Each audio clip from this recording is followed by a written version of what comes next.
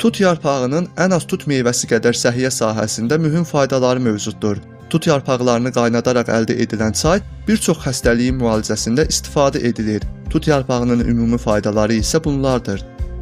Tut yarpaqlarından hazırlanan çay temperaturu aşağı salır. Tərkibində A vitamini olduğu üçün gözlərə olduqca faydalıdır. Tut yarpağı çayı sidik-qovucu təsiri sayəsində bədəndəki şişi azaldır, pis xolesterolu azaldır. Tut yarpağının çayı qanda şəkər səviyyəsini tarazlaşdırmağa kömək edir. Xüsusilə də ağ tutun yarpaqlarından hazırlanan çay.